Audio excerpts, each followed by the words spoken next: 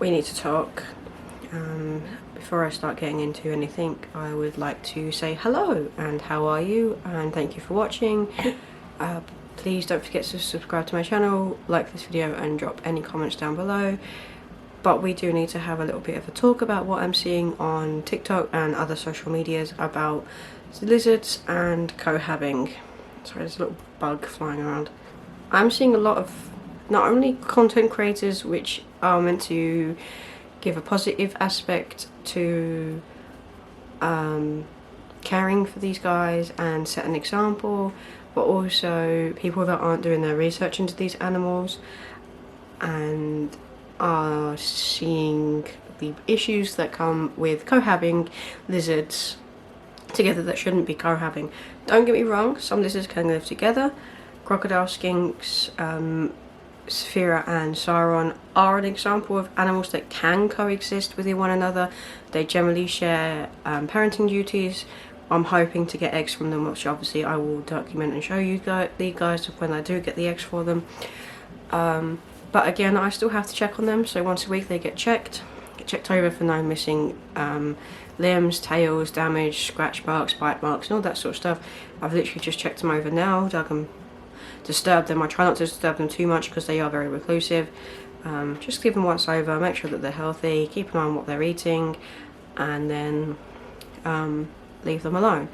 Sorry, I was just looking at my silkworms. Other animals of that, and including the tokay geckos. Tokay geckos are also known to raise their babies, but again, you still have to keep an eye on for dominance. What I'm seeing a lot of that people are cohabbing are things like billy dragons, leopard geckos, Chinese water dragons. Now, Chinese water dragons again can be cohed. I personally don't recommend it after having a bad experience myself. The female actually attacked my male due to the fact that he wasn't physically able to reproduce. After me rescuing them from a bad situation, he lost the use of his back legs and just was showing no interest in anything like that. So she tried a few times to damage him, putting it mildly. So unfortunately at the time of rescuing them, I was not able to take from both of them, so I ended up giving the female away to someone that I knew would look after her and keeping the male, and unfortunately he did pass away a year after from his complications, because lizards have a habit of hiding these things. As much as me and the vets were saying keeping an eye on him and we thought that he was getting over everything, they do have a habit of hiding these things. It's what happens when you're a prey animal. If you show weakness, you get eaten, basically.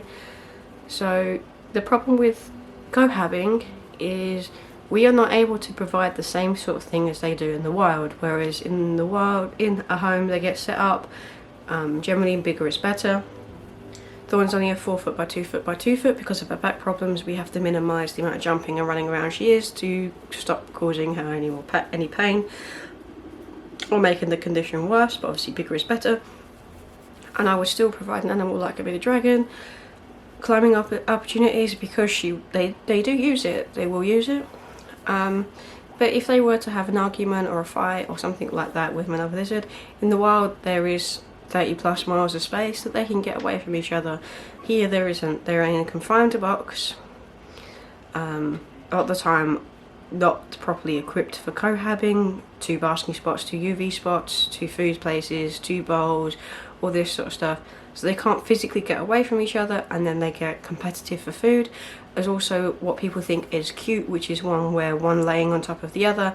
That isn't cute and cuddly, that is dominance behaviour. The one on the top is taking all the heat and the UV from the one on the bottom, which is why you end up getting complications from the one that sits on the bottom. The problem is, and not so much of a problem, it's the way mankind is built. Humans are empathetic and get lonely and thrive off of human contact most of the time. Obviously there are some people that don't like people, which is fine, it's not a problem. The problem is we project that onto our reptiles, and reptiles are not capable of feeling that emotion. They get attachments, but their attachments based on, oh, you give me food so I'm going to like you, not so much as like a cat or a dog, which actually love their owner. I'm not sure with cats actually, because of the way cats are, but particularly dogs, where they bond with their owner, they love their owner, they want to please their owner. Lizards aren't like that, and you're actually doing more harm by pushing your empathy onto that lizard, thinking that they're lonely and getting them a friend. They're not lonely. As long as you're giving them enough enrichment, you can do out time, which I'm about to do with Aragon actually, because he's telling me that he's bored. You can give them climbing opportunities, digging opportunities, and all that sort of stuff, which is what both lizards have got. Hunting opportunities, again, both lizards get that.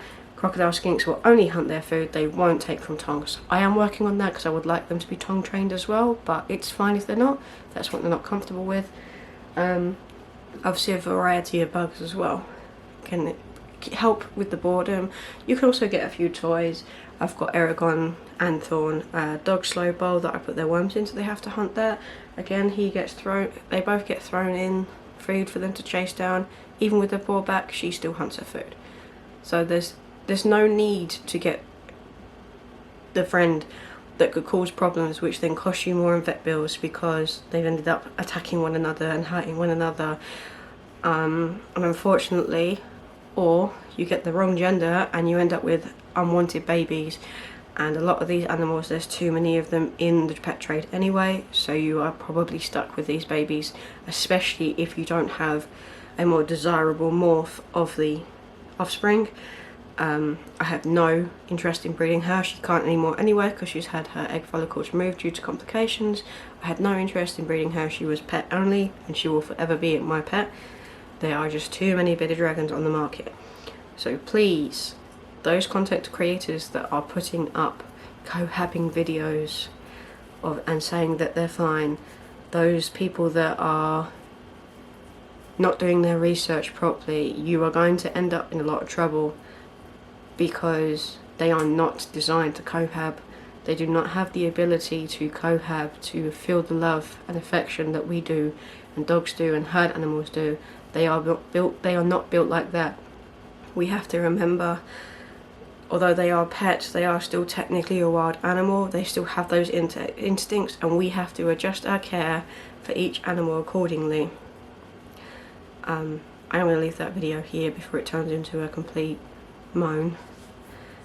So please keep that in mind and make sure you do your research properly into when you get the animal and whether they can cohab or not, or posting up these things for those content creators that do. So I'd like to thank you for watching, and I'll see you guys next time. Bye.